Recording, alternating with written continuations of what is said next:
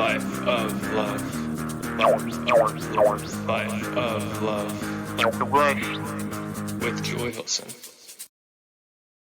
Hello, dear friends, and welcome to another episode of Life of Love, where we gather every Thursday to explore what our life of love looks like today. And I'm excited. Today has been a great connection with this divine soul. He's a sound healer. He's a founder of Blue Dragon Healing, healing.net. It's his website, his major hub for all his work. But he's gone through this metamorphosis of being unsettled, of not knowing what his path is, and then finding serendipitously through travel this opening of this portal to sound healing. And he's graciously going to share. I listened to a sound healing that he has for free on his website earlier today, and it's genuine and beautiful. So I'm just really excited to bring forth. I know that some of you may have seen, I've done a few sound baths on my platform, so I feel the power of sound. So I was really excited when Bjorn decided that he wanted to be on my show, and I'm just honored to host you. Thanks, Bjorn, for being here. Thank you. Pleasure to be here. Yeah, life of love. We need a lot of different things to support this life of love and to illuminate love, however it shows up, right? Like sometimes love is messy and sometimes love is beautiful and unicorns and rainbows. But a lot of times love is setting boundaries and knowing what can feed your soul. And so one of the things I really loved about your message is connecting to your authenticity and how you help people on that journey. So yeah, would you be so kind to indulge us on your story about going to Tulum and just that eye-opening? I know it's a long story, but could you give us highlights and just Sure. give the audience a taste of why you were curious and what brought you to this place? Sure. Well, so I had developed a couple of chronic health issues in my body. My knees, like when I was traveling, because I traveled around the world for about 5 years, lived in 15 different countries. And my knees started getting really, really stiff, where if I was sit down for more than even a couple of minutes, I would have to like straighten them out just to get some relief in the stiffness that would just come on. And it was very uncomfortable. And I had some pretty bad chronic back issues that required me very regular chiropractic care. And I get an adjustment and it'd be back to bad within a couple of days. So I was invited down to Tulum by a friend of mine who went down there, and I didn't have any intention of doing a spiritual exploration when I went there. It was just on my bucket list of places to visit. It was during peak COVID and there was few restrictions there, which appealed to me.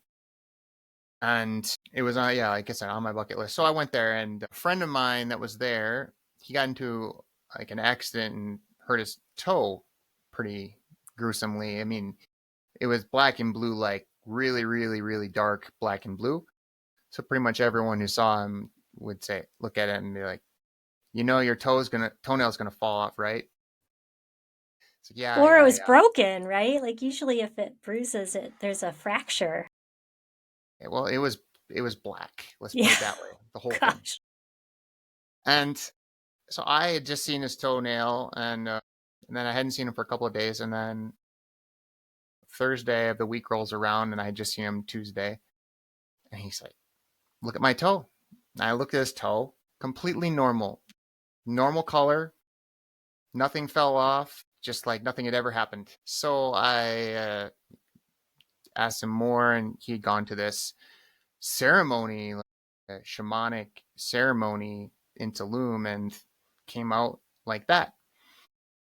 And so I decided I wanted to see what this was all about.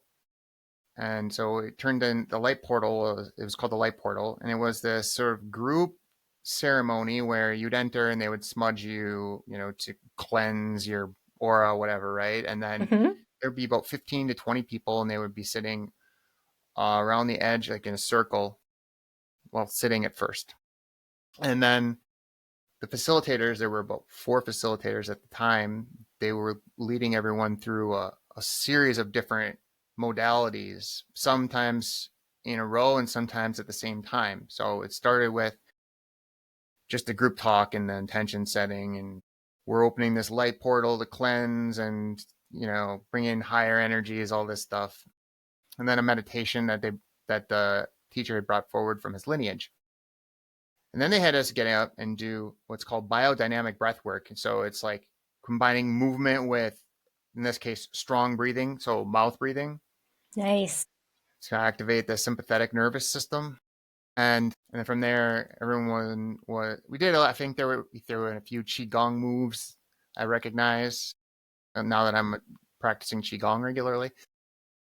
And so then they had us all lay down around the outside, and then these 4 facilitators would take turns playing the drum, chanting, and also going around and doing physical body work on the participants. Like, we're talking like deep tissue, organ release type stuff. Wow. One of the women there, her name was Ina, and she was from this long lineage of Muslim healers. And she was coming around, and she stopped at me and started digging her hands into different places in my body. And she's a very tiny woman, but it hurt a lot, very painful, physically painful. Having her dig into these spots, like she would just find these areas and they would hurt so bad. And everyone says the same thing about her. And so she finished, and I did everything I could not to scream. But there were other people that were screaming during this thing that was going on. They were screaming, going on, crying, right?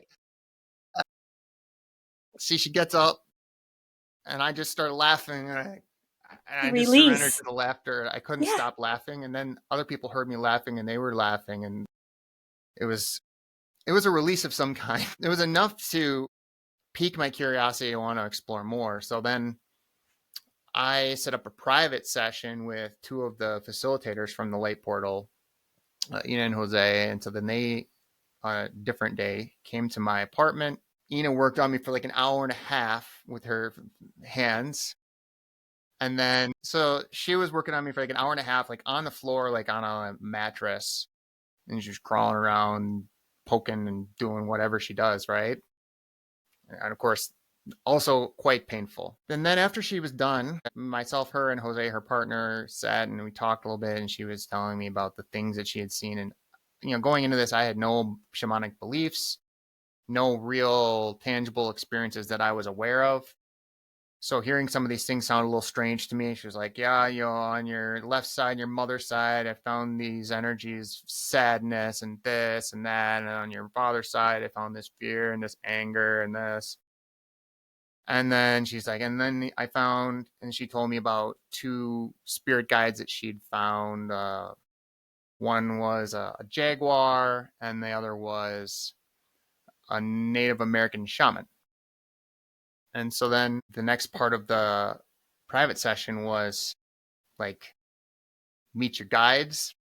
So Jose would have had with him a plant medicine that's called hape. Mm-hmm. You familiar at all with that? Well, I've heard about the ayahuasca. So hape is like, there are a lot of indigenous cultures that actually will do hape during an ayahuasca ceremony, like at some point. So it's kind of a complementary, more of like a plant ally than so it's a very physical effect on the body because it's mainly tobacco base, but then there's other plants mixed in and some psychoactive effects. And sometimes, and they're usually made with, if you get it from the right place, made with certain prayers, music, medicine songs, and sometimes there'll be the ashes from a ceremonial fire. It just depends on the hape. But you take it through the nose. You snort it. Yeah, well, you blow it in. You don't snort it. You either blow it in yourself with like a self applicator. I have one here. Let's see. Well, doesn't matter. You blow it in, or if you have a person to serve it to you, there's a device. It's called a tepe. So one person puts it in the other person's nose and blows it into their nose, both nostrils. So I'd never done hape before. I had no idea really what to expect. So he serves me the hape. I'm sorry. I've got to go to, the Jersey Mike commercial with Danny DeVito, and he's hanging over the bacon, and he's got that brass thing coming out of his nose. I wonder if that's the same thing. It's a commercial, a Jersey Mike's commercial that's on all the time right now, but in my area. But yeah, he's leaning over the bake. They're grilling bacon, and he's like, I love the smell of bacon in the morning. He's got these two brass trumpet things sticking out of his nose, and he's sniffing in the bacon. I wonder if it's a you know a connection between that. And you haven't seen the look on your face. You haven't seen the commercial. No, I don't recall that particular commercial. I was like, what is up his nose? This is so weird. And then you mentioned this, and it sounds like the same device. It is pretty niche. I mean, Yeah. it mainly comes from the Amazon, like Yeah. from indigenous tribes, but it's Nothing to do possible. with Jersey Mike's or Subs or Danny DeVito. Unless Danny DeVito might have gone down to Tulum. Maybe Maybe that. he did. I wouldn't Okay. be surprised. Sorry. That's a squirrel moment. I totally interrupted, but I was like, I've got to ask if you've seen this. Sorry. That's okay. Okay, so they served me the hape, Yeah. and I'm sitting there, kind of sitting on my knees. And so then Jose stands up and gets behind me and he starts shaking maracas in my ears. And so I can't think because there's so much noise from the maracas, so my mind can't process. And then he starts making these chanting sounds, and the next thing I know, I'm making chanting sounds, and I can't stop. But it was really uncomfortable though, because it was like the first time it was like initiating something with me that I was not used to, that came like from the very depths of my roots, all the way up through. And so this chanting started coming out of me, and then I just got sick on the floor. And I was laying on the floor for hours. I didn't even want to get up on the couch. I was so dizzy. But the next morning, I woke up and all of the pain from my knees was gone, never came back. So that was like the beginning. And then I did a lot of explorations with different plant medicines, ayahuasca, bufo alvarius, but then also some explorations with plants that people are generally not familiar with at all. There's this thing you can do, they call it a dieta, where there are certain plants that different tribes identify as master plant teachers that you can take small amounts of over a period of time and then follow strict rules like with diet and other behaviors. And you allow the plant to really work with you in more of a permanent way where it helps you clear through a lot of like blockages, physical, emotional, and otherwise. Mm-hmm. And I was invited to do I've done 3 now.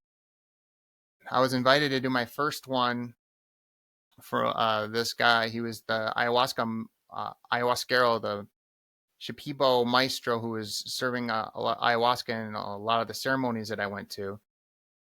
And he had brought some of this plant with him from Peru.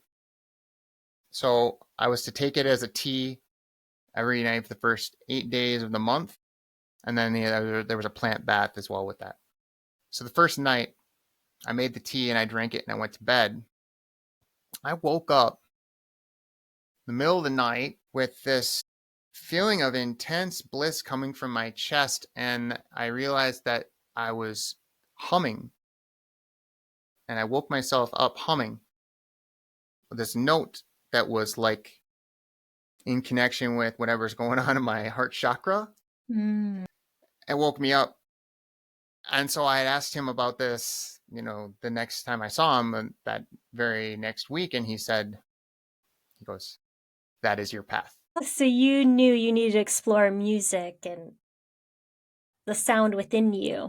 Yeah. And so I did an exploration with a bufo alvarius, which is a much more of a, not a plant you diet on, but a plant you have a very short experience with, although it continues to work with you for a few months afterwards.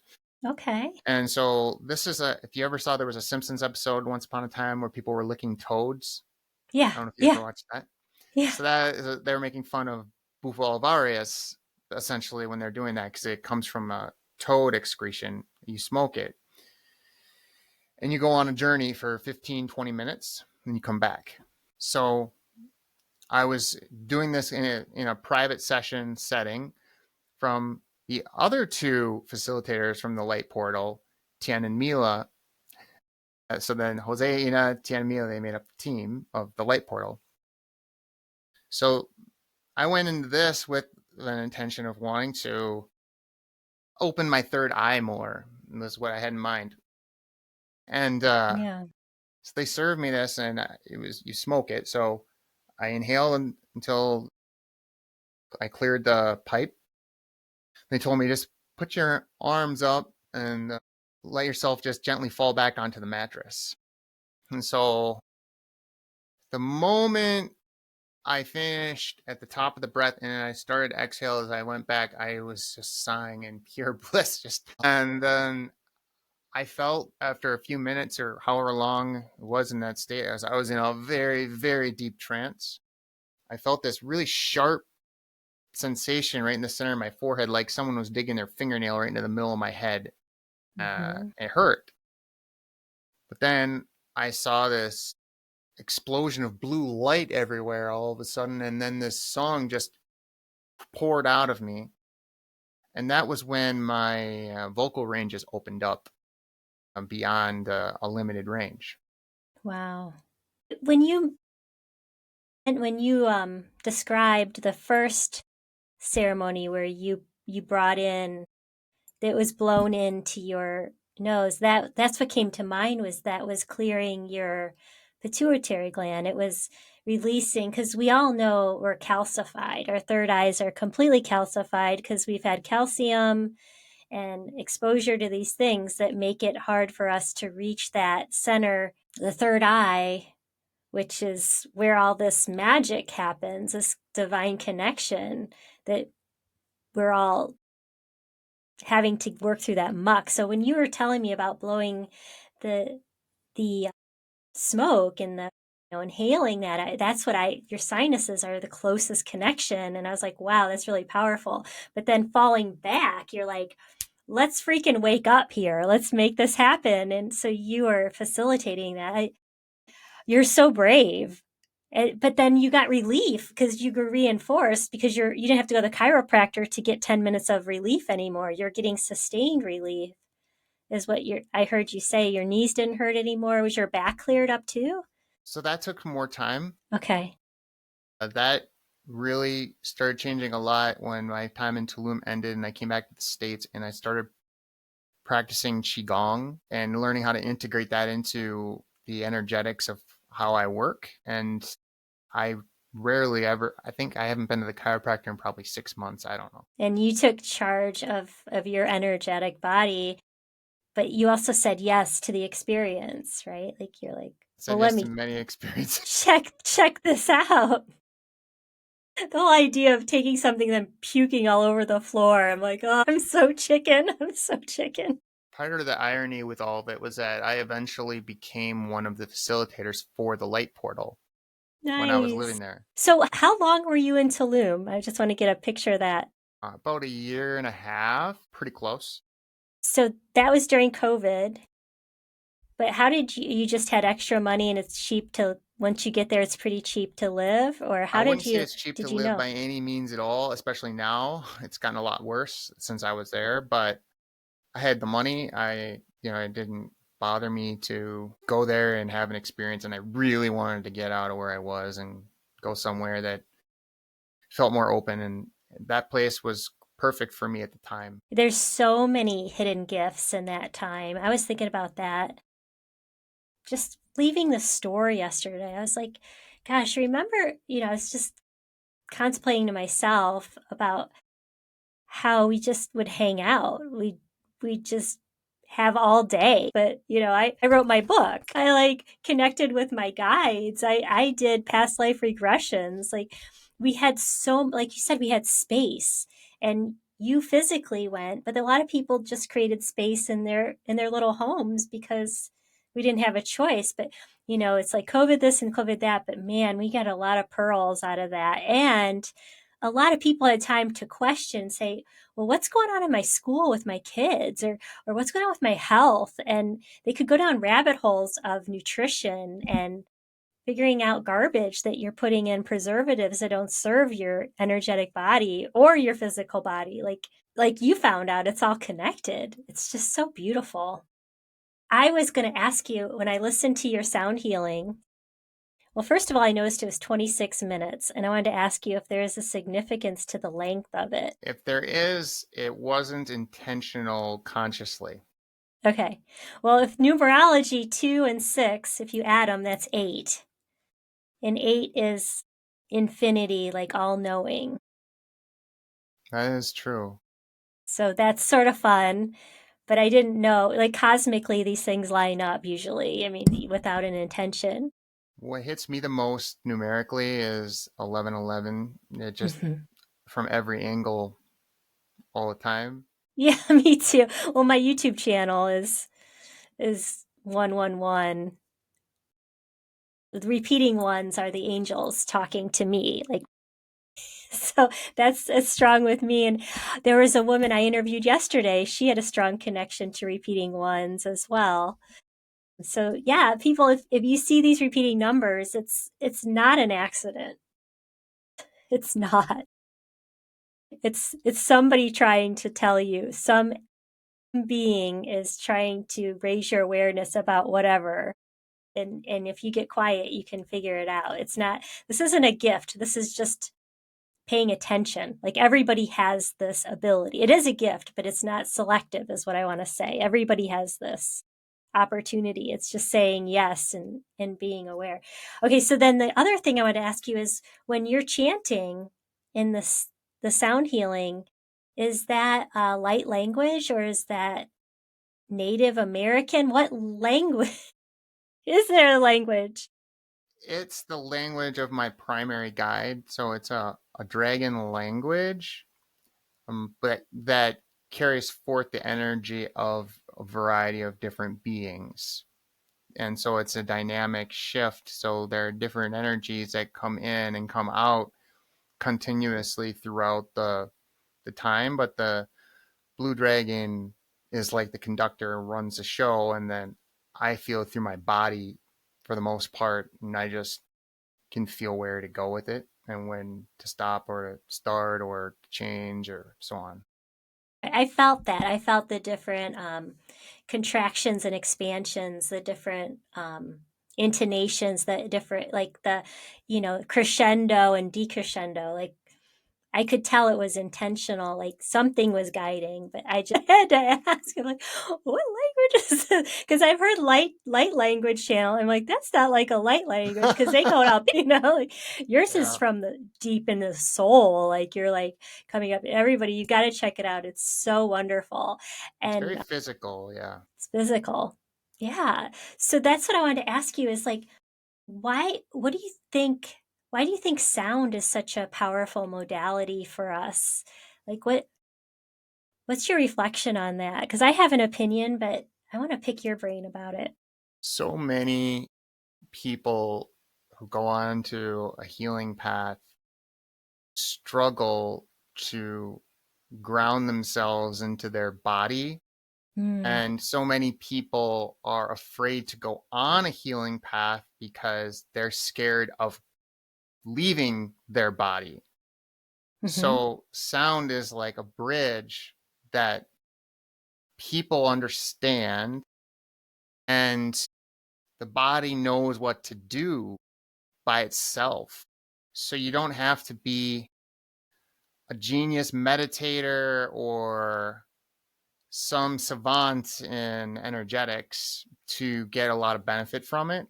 But then also, if you are one of those things, there's no end to the growth that you can get as well. But yeah, to me, it's a way to bridge the reality, bridge the cosmos and the earth planes, and bring everything together into like a homeostasis. I love that. I'm just picturing the inner ear and those 3 little bones, the hammer, anvil, and the stapes. those three little bones, and then they touch our little tympanic membrane that's in your ear. Like if you poke a Q-tip, that's what you hit and it hurts. And it looks like a trampoline. And then those three bones connect to your cochlea, which is this beautiful image. It looks like a snail shell. And just the divinity of those organs within our body.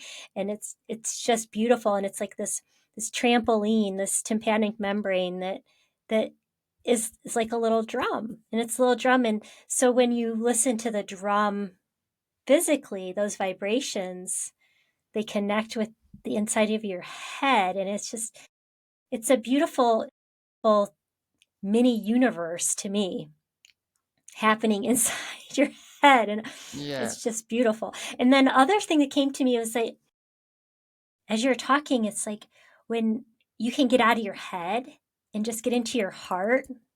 And like you're saying on your website, that theta state, you can't get there if you're letting your thoughts rule your body. You can only get there if you release, right? That's the idea of the theta, is your brain waves just go slow. And So what's interesting yeah, to me about what you're saying is what I've observed.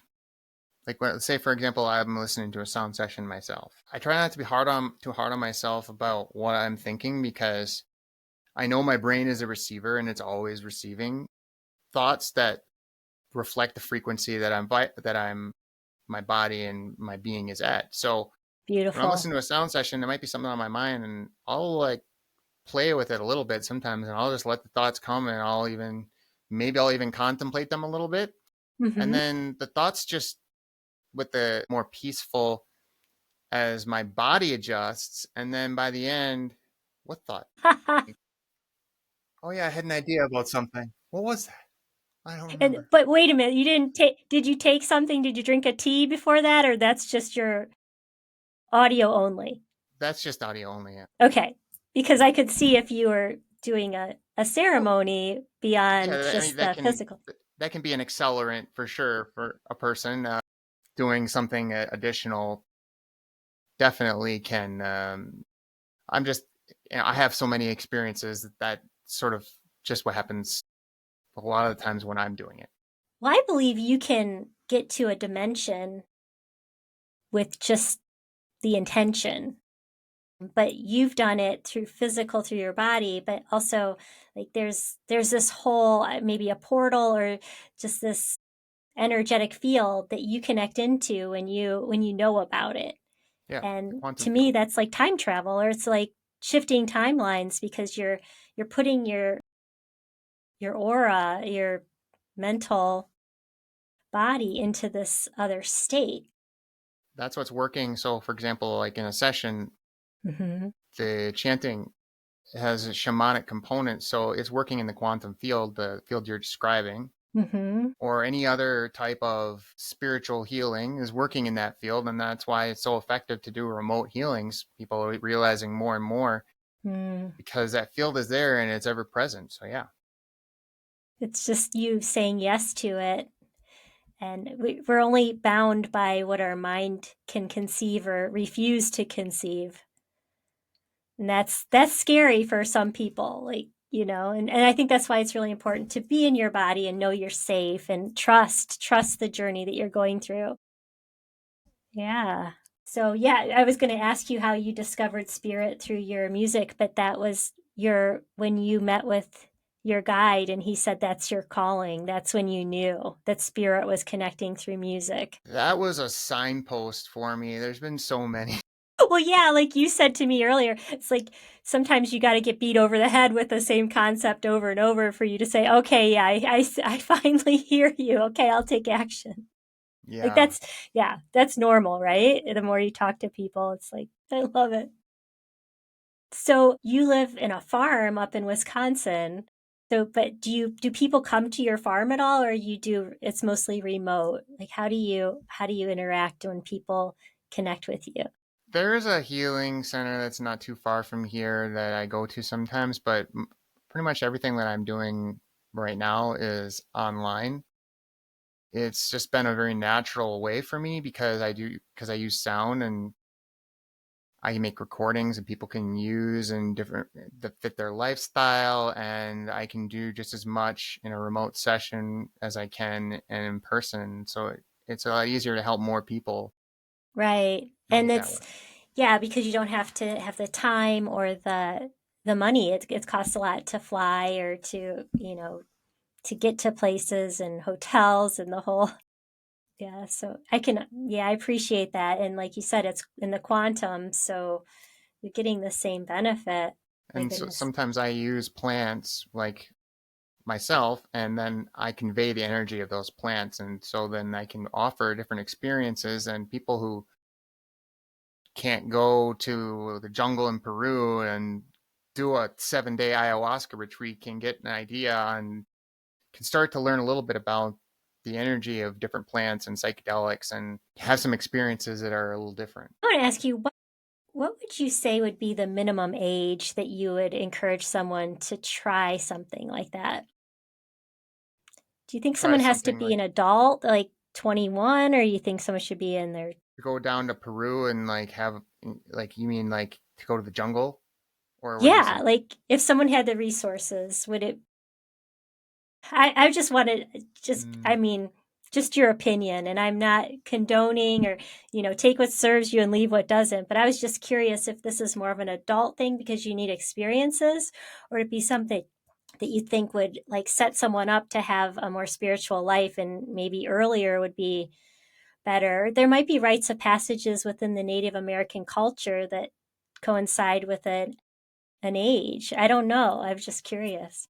well, some of the tribes that I've sat with, like the Hunikun, the Shipibo, the ayahuasqueros had been drinking ayahuasca since they were 7, 8, 9, 10 years old. Hmm. And I mean, that's in their culture, though. Uh, Yeah. there's some element of risk when doing plants like this. For a lot of the traditions in some of these indigenous places, the whole tribe wouldn't actually drink the medicine. They would have the shaman or the maestro drink it, and then through medicine songs and other things, that's how they would actually share it. Drinking the medicine, even in a group setting, even for a lot of those tribes, is a relatively more modern thing. Hmm. So you I can love receive. that. I love that because you can share the energetics of it without having any of the physical side effects that might not Yeah, resonate with the body. there are a lot of risks inherent with drinking ayahuasca, and if you have a family history of mental illness, then you might be at a higher risk for it. I don't like recommending anybody drink it, but I'm not saying don't. I'm just not going to Hmm. give a recommendation just because it's so personal to the individual, and only the individual could really truly know when they're ready for the experience, Yeah. depending on their age and what they can do and what is coming up for them. I think that's very wise. That's, you have to be careful and follow your path. Um, There's a Mayan abuelo. So an abuelo in Mayan culture, I mean, it's a Spanish term that means grandfather, literally, but they call like the elder person in these communities abuelos. It's like a term of endearment that people use. So grandpa. there's this guy, Abuelo Antonio, lives down in Mexico, has a property down there, and his energy field is so potent that no matter where you go on his property, and there are like, I don't know, 3 different cenotes on his property. Like it's not that small of a place, it's quite large. No matter where you go on his property, he's there. His energy is there. His energy is everywhere. And as a regular Qigong practitioner, the last 2 years, I've missed maybe 3 total days of practice. 2 of those days were when I was staying there at Abuelo Antonio's, because I would wake up in the morning and I would be like, I don't need to do Qigong. Like my energy was completely clear and bright and ready to go.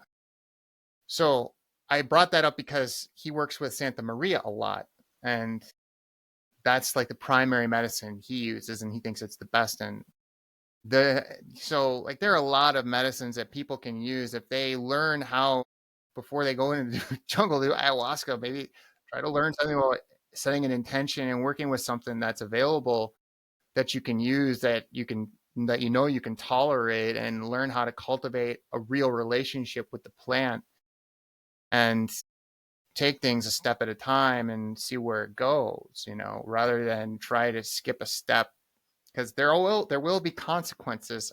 I had consequences. I went through a lot of amazing peak experiences on different plant medicines, but then I had about a 3-month period where I was just in like a major depression. Mm-hmm.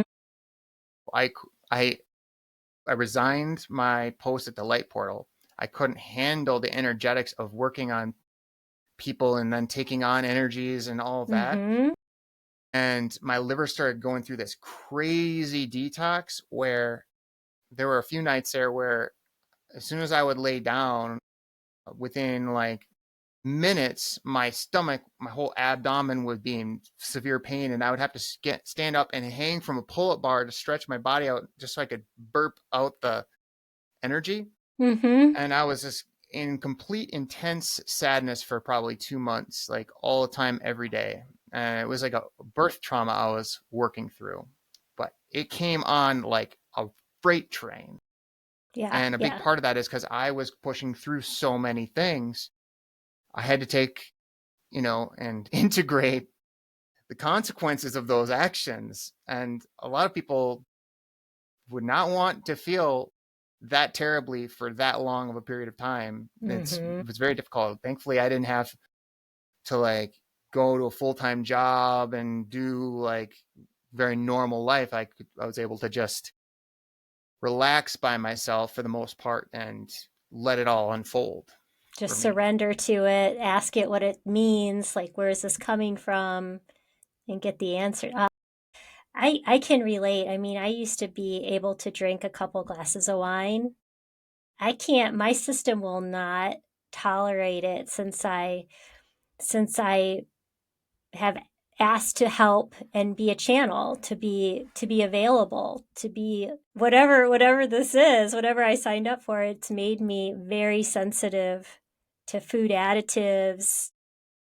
They call them ascension symptoms. I mean, but then also we have solar flares coming in that make it really hard for you to feel great energy sometimes. We're affected by lots of energies, so I can appreciate when you're going through and clearing out so much. But I honor that you took it on, because you're clearing, like, not just your life, you're clearing ancestral things that needed to be transmuted, and like it is a calling. And so I honor your journey, and thank you for sharing all this. It's an incredible story. Yeah, it was. Thank you.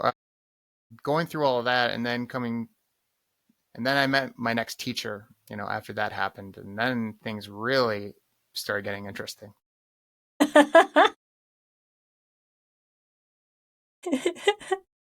I'll share just a small bit about Yeah. it. So, like, once the depression cycle, or whatever it was Hmm. finally starting to, the fog was lifting. I wanted to go get an adjustment, chiropractic, and the guy I went to normally was out of town, but his secretary, who was also a friend of mine, told me, well, he's got a guy coming in doing work when he's out, and he's this cranial sacral therapist, and here's his background. And I thought, oh, Yeah. sure, I'll set an appointment. Well, it turns out, while the guy is technically a cranial sacral therapist, he's also a Shipibo maestro and ayahuasca. So I went in for this session, and he basically didn't touch my body at all. He was, for the most part, chanting over me for the whole appointment, right? He could read what was going on. Yes, he could, and How he was chanting and doing all this stuff, and then he had me put my hands out, and he had they used this stuff, the people, I'm trying to think, agua florida, and they put it in their mouth and they spit out little bits of it. So he had me put my hands out, and he blew this stuff on my hands. And so we worked together. I did a few private sessions with him, and then he invited me to sit with him in ayahuasca that he would run. And I'd done maybe 18 ayahuasca sessions at that point. And I thought, sure, I don't have anything to lose. And I was familiar with the Shipibo. That's the most I'd sat with. Mm-hmm. So his ceremony was very small because he only invited people he personally knew or people that were clients of his doing private work. And it was so weird because even the Shipibo, the Shipibo's way of doing ceremony is very different than the others because the others all sing very traditional songs and the Shipibo channels their songs. They call them Ikaros. Okay. So, but even like the maestro that I had originally received from the Shipibo, he had a very organized process of how he did it. He ran the ceremony in a very particular way and he got up at certain points and he went around the room at certain points. But this guy was like totally like shooting from the hip moment by moment. And so I found myself getting very angry. I'm sitting there in a lot of anger, like I'm getting ripped off. I'm getting scammed. What is this? I You're was getting upset. paranoid. Yeah. Yeah, I was upset. And then the anger subsided a little bit. And right before sunrise, he had been ignoring me the whole night, like basically attending to like a couple of other people. And I felt like neglected and all this stuff. Comes over to me right before sunrise and he sits in front of me. He's like, okay, now I want you to sit up straight. And he's like, I want you to inhale root to crown. So you inhale from your root and blow out through your crown. And while I do the medicine chant. So he does the medicine chant. I have no idea how long it was, a few minutes anyways. And he said, put out your hands. And he blows on the hands. And I feel the same for the most part. Then he kind of looks in a little bit and he's like, And he was looking very carefully at my hands, kind of zeroing in. Then he just goes, he blows very gently and my entire like energetic field completely like shifted in an instant. And I went from like being in this sort of closed off state to being so wide open that I was hearing, smelling, tasting, seeing it, all the energy of everything that was happening all of a sudden. And I started laughing. Like a big kaleidoscope or like just so much joy, so much energy. It was great. So he looks at me and he's like, life is a game, he says. And then so from there, I decided to work with him and do a dieta that he facilitated. But instead of doing it locally, he worked with me online. So every so many weeks, he would meet with me on Zoom. He would give me a new chant, and I would listen to that chant every day. I never actually physically took the plant I was dieting. It was called Marosa. I did the entire thing all energetically through sound. And about a month into the dieta, I went out for a walk one evening. It's dusk, maybe, dusk time. And I was just walking, and then I started feeling this warm sensation, like right in the center of my upper chest. And then the next thing I know, I feel this sort of like opening, like the petals of a flower, just like opening, like all in an instant. Mm-hmm. And then I was immediately just fell into love with everything in my physical environment. The lamppost, the building next to me, the grass, anything that I put my attention on, I started feeling like just unconditional love just pouring through my whole body. Mm. It was such an incredible experience, and there was no physical plant that I took, like so. That's amazing. I love it. I love it. What a great story for a life of love. Like being in love with every single thing, just that opening and the adoration and the the lens of curiosity and just taking it all in because it's all everything around us is such a freaking miracle, but we get numb to it for whatever reason. So you found a way to look at it with the child's eyes with Yeah, with joy. that was Oh, beautiful. it's so beautiful. Oh, I'm going to And encourage. the one last thing was in that state too, looking Yeah. everywhere I would look. Not only was there this connection with all the physical things in the environment, but Everywhere I looked, I saw this different. There would be a dynamic shifting of all these different colors that were blended together, like this, like the most beautiful painting that you've ever seen. But no matter where you look, the painting changes, and it's still the most beautiful painting you've ever seen. How long did that last? Or can you still do that? Alas, Yeah. that went on for a few hours, Okay. and then it happened again the next evening. But I haven't had that exact experience since. I've had many others, but not Hmm. that one. Do you notice anything with like the moon or your chart, your astrological chart, with these amazing experiences? Or do you think it's, I don't know. I always get curious about when something happens to me, if I can find it, was it Venus? Was it, was there some alignment? I don't look at it to say things are going to happen, but sometimes I look at it and say, that's maybe why I was feeling that way. And everything goes and comes, right? Like it's all a cycle, but have I you don't know what connected anything? time. I don't know what time I was born, Huh? so I can't really Yeah. use a lot of that stuff. I could probably maybe find out if I went and got a copy of my birth certificate and looked at it, but I haven't gotten around to that. Yeah, because I do agree with your shaman that it is a game. This life is a game, and we're spiritual beings having a human existence, and we get these sparkles of these tidbits, these breadcrumbs of how amazing our souls are, how limitless we are. We're here in this game right now, and we're here. We got to make it through the relativity of Earth and the 3D. And for whatever reason, this is part of our soul path, and we come across these wonderful miracles and these tragic events, and it's all part of the game. But Yeah, we have some control. We're not just bouncing around randomly. Like we have choice. so many people think they want to get initiated by the cosmos, but they want to skip ahead of getting initiated by the Earth and really Mm. understanding that. The earth is where we start. It's our home, it's our base. That's why I know that when people get more in tune or conscious, we take care of the earth better. Like environmentalism happens through people waking up to their divinity. It's not forced by the government or any kind of entity. It's through your knowing how precious you are, and then you protect what's around you because everything's precious. So I'm really excited for our mass consciousness to grab onto more of this and to see the magic and the wonder around. And so that's why I'm so delighted to share your message. And I encourage, we're going to have a link to your website, a landing page, and also on my website to share your sound healings and just keep our guides working together. We asked them to collaborate today, and I was so happy they did. I thank you so much. And thank you for having me on. My pleasure.